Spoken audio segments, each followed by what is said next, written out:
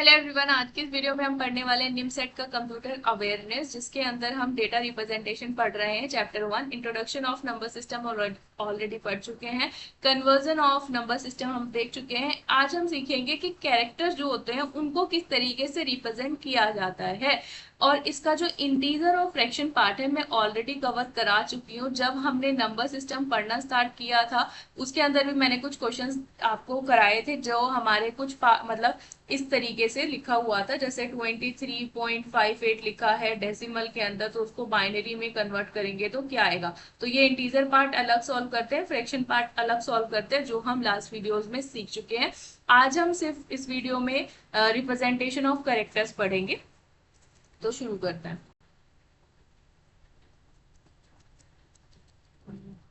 ठीक है, यहाँ देखो, जो हमारे कैरेक्टर्स कोड होते हैं, जैसे हम कभी भी किसी कैरेक्टर को रिप्रेजेंट करते हैं तो उसके लिए कुछ स्पेसिफिक कैरेक्टर्स रिप्रेजेंट किए गए हैं, जिनके बेसिस पे हम किसी एक कैरेक्टर को रिप्रेजेंट कर पाते हैं। जिसको रिप्रेजेंट करने के लिए हमारे पास अलग अलग तरीके दिए हुए हैं, जिसमें से ये 3 जो है वो बहुत ज्यादा यूज किए जाते हैं। सबसे पहले है American standard code for information interchange, जिसको हम ASCII वैल्यू के नाम से भी जानते हैं। ये 2 वर्जन में आपको देखने को मिलती है। ASCII वैल्यू 7, ठीक है, जिसमें मतलब 7 मतलब कि क्या, कि इसमें 7 बिट्स में हम डेटा को स्टोर करते हैं। दूसरा होता है ASCII 8 बिट, ठीक है, जो उसका एक्सटेंडेड वर्जन है। और उसके बाद में extended binary coded decimal interchange code, जो क्या है IBM के थ्रू जो हमारे बड़े सिस्टम होते थे मेन फ्रेम कंप्यूटर्स, उसमें यूज किया जाता था। ठीक है, अब उसके बाद में यूनिवर्सल कैरेक्टर इनकोडिंग स्टैंडर्ड, जिसको हम यूनिकोड के नाम से भी जानते हैं, इसमें ये आजकल हम यूज भी करते हैं। जो भी जो आप अलग कोड में बात करते हैं, जैसे आपके व्हाट्सएप पे भी अब आप हिंदी में भी बात कर सकते हो। फर्दर जो लैंग्वेजेस है उसमें भी आप अपनी जो भी इंफॉर्मेशन है उसको लिख सकते हो। तो वो किसकी बेसिस पे हो पा रहा है, यूनिकोड की बेसिस पे हो पा रहा है, क्योंकि वहां पर आपको अलग अलग कैरेक्टर्स डिफाइन किए गए हैं। यानी कि एक कैरेक्टर के पीछे कुछ ना कुछ न्यूमेरिक वैल्यू है जो उसको रिप्रेजेंट कर रही है। जैसे यहाँ पर देखो, आप अपने कीबोर्ड पे टाइप करोगे तो वहां पे आपके पास में बहुत सारे अलग अलग मतलब अल्फाबेट्स देखने को मिलेंगे, बहुत सारे अलग अलग सिंबल्स देखने को मिलेंगे। तो कंप्यूटर के लिए वो सब क्या है, 0 और 1 की फॉर्मेट में बनाकर तैयार किया गया है कि अगर आपको ए प्रेस करना है तो उसके लिए वो क्या कोड वहां पर भेजेगा, ताकि हमारे कंप्यूटर सिस्टम को ये पता चल जाए कि उसके अंदर ए जो है वो क्या रिप्रेजेंट कर रहा है, 1 जो है वो क्या रिप्रेजेंट कर रहा है, 0 जो है वो क्या रिप्रेजेंट कर रहा है। क्योंकि अगर हम ए की वैल्यू देखें तो जो आज की कोड है उसके अंदर 65 होती है। पहले हम आज की कोड से स्टार्ट करते हैं। ये जो फुल फॉर्म है ये आप थोड़ा सा मतलब इनको 1-2 बार देख लेना ताकि आपको याद हो जाए। कई बार एग्जाम में फुल फॉर्म्स भी पूछ ली जाती हैं, तो उसके बेसिस पे आपका आंसर जो है वो आपको पता होना चाहिए। अब यहाँ पे जो आज की वैल्यू है, यहाँ देखो, 0 के लिए अलग आज की वैल्यू है और 65 के लिए अलग है। मतलब जो नंबर्स है हमारे उनके लिए अलग आज की वैल्यू है, और जो हमारे बाइनरी के जो भी लाइक ABCD है और छोटी ABCD बड़ी ABCD, ठीक है, और उसके बाद जो भी सिंबल्स हैं वो क्या है, अलग अलग चीजों को रिप्रेजेंट कर रहे हैं। ठीक है, उसको अलग लिखने का तरीका है। जैसे 0 को लिखने का जो तरीका है वो डेसिमल में ऐसे लिखते हैं, ऑक्टल में उसको, बाइनरी में उसको ऐसे लिखते हैं। फिर जब हम डेसिमल की बात करेंगे, 1 की बात करेंगे तो उसको ऐसे लिखते हैं। 2 के लिए हम ऐसे ही लिखते हैं। ऐसे करते करते करते करते करते करते हम आगे बढ़ते जाते हैं। ठीक है, ऐसे हमारे जो नंबर्स हैं ये हमारे आगे चल रहे हैं। ये ना ऑक्टल में लिखे गए हैं, ये बाइनरी में लिखे गए हैं। तो यहाँ पर जो भी आप नंबर देख पा रहे हो कि डेसिमल में हम ये चीज ऐसे लिखते हैं, 1 2 3 4 5 6 7 8 9 जो भी चल रहा है वहां तक।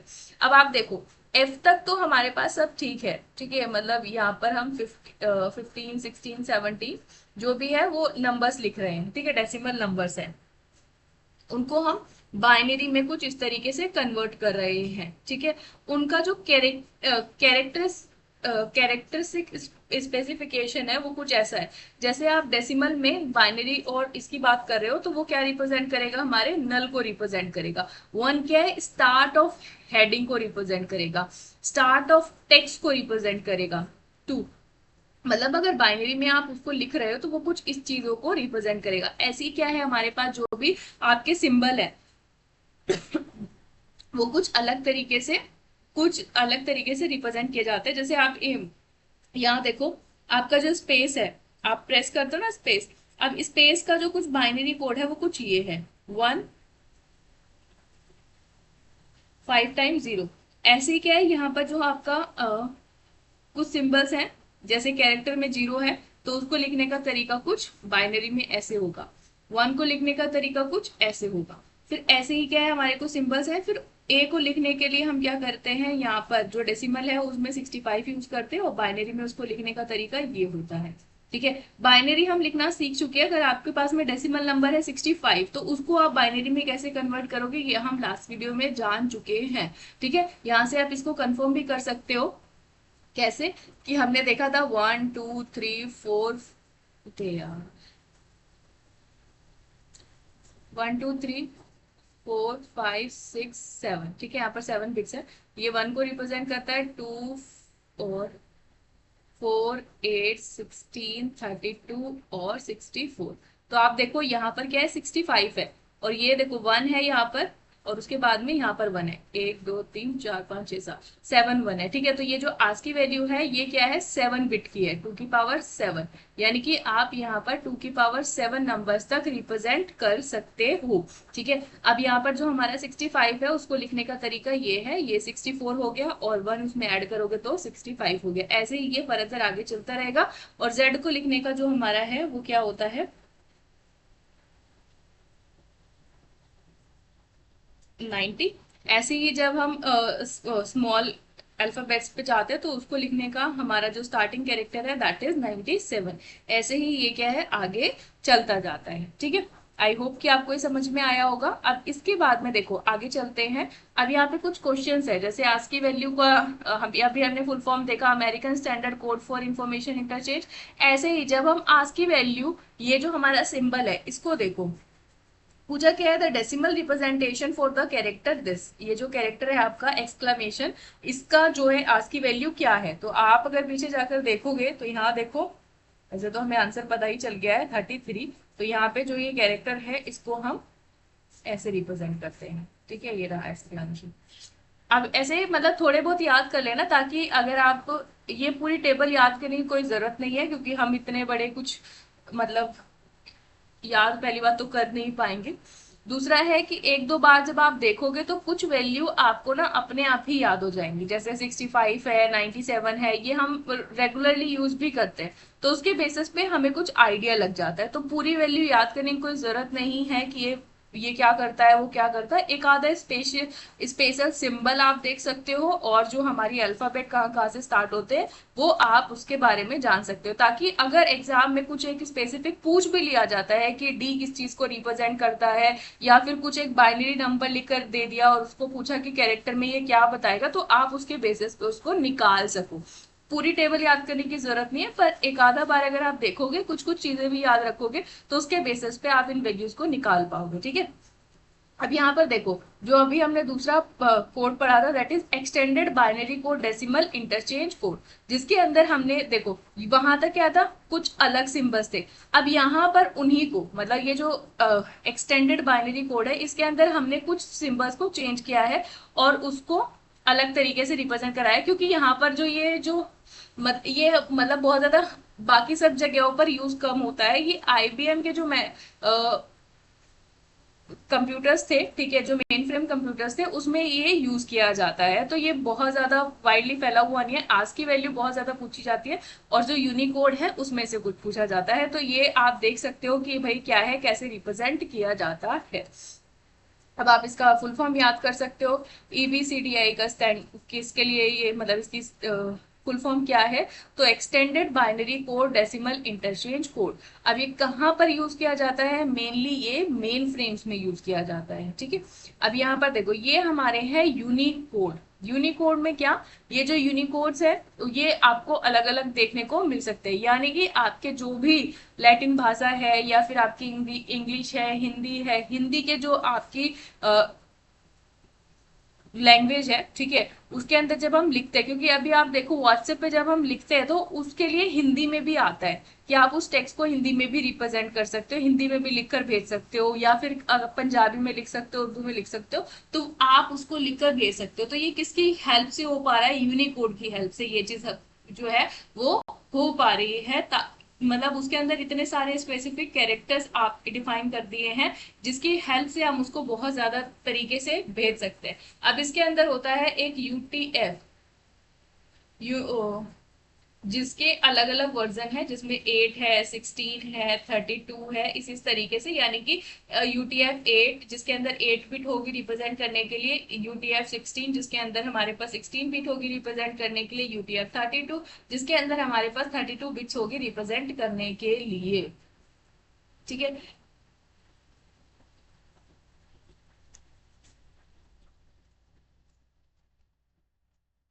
अब इसके आगे हम थोड़ा सा आगे चलते हैं।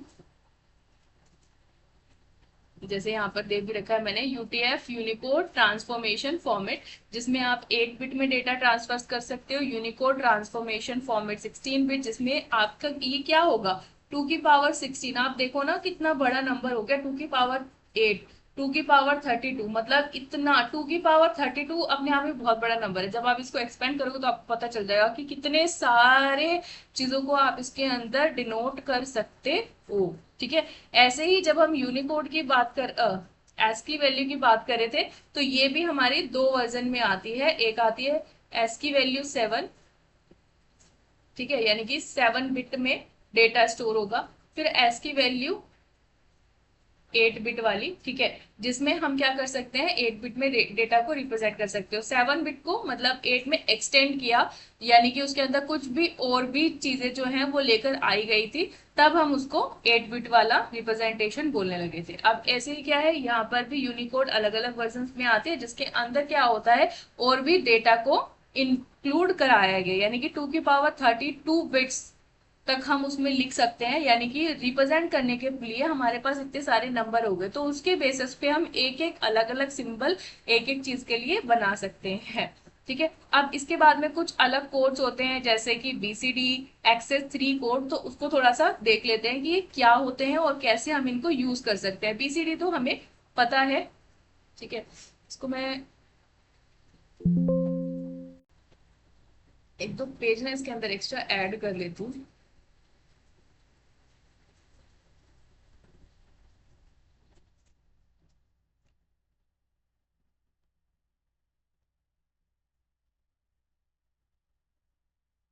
बेसिस पे हम इसको आगे कर सकते हैं, ठीक है।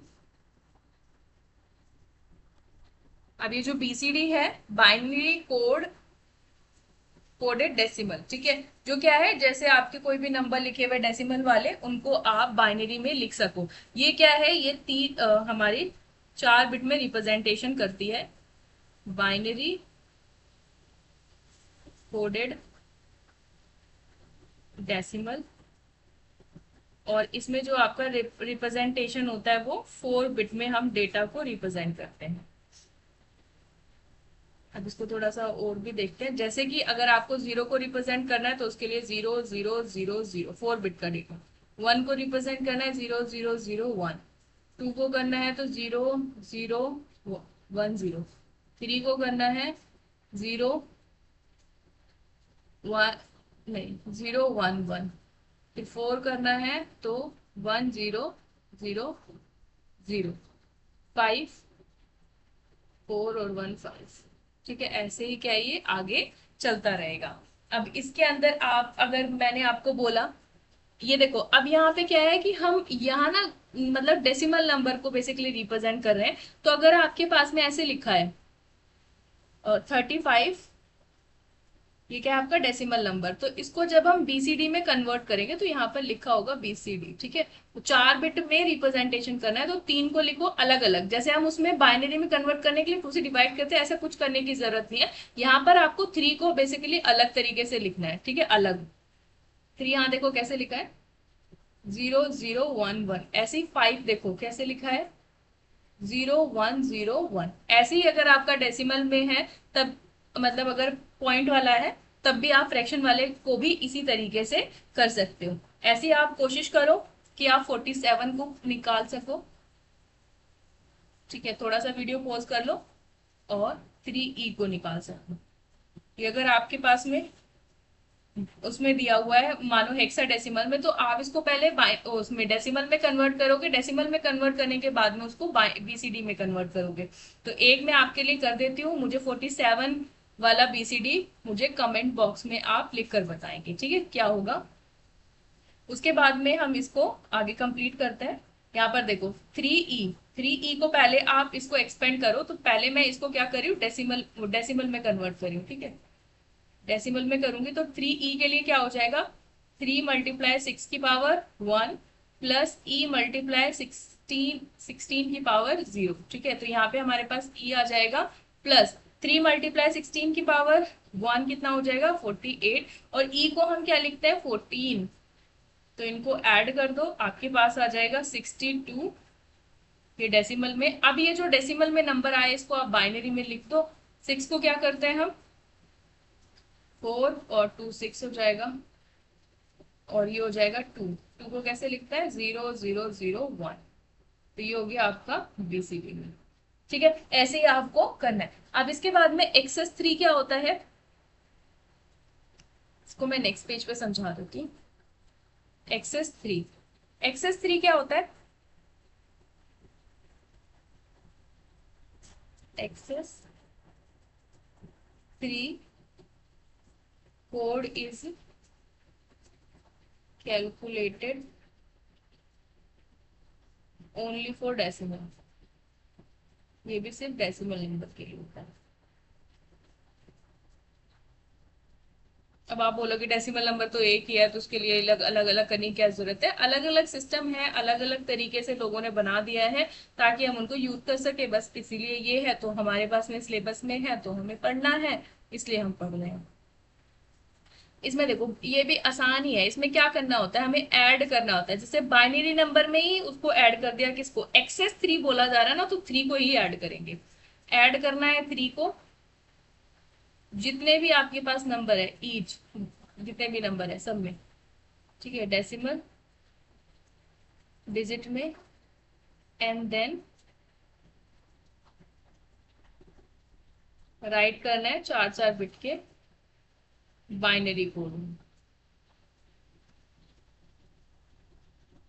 ईच डिजिट, ठीक है। अब एक एग्जांपल देख लो।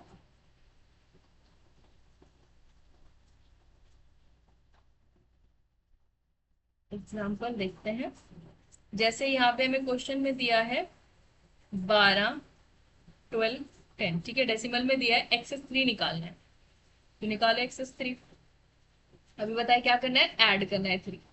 तो कर दो इसमें ऐड 3 दोनों पार्ट्स में।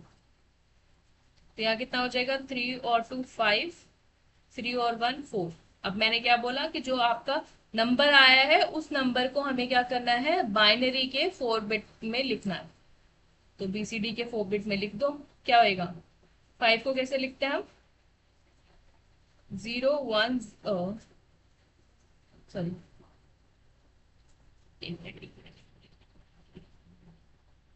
5 लिखना है और 4 लिखना है। पहले 4 लिख लेते हैं, 4 लिखेंगे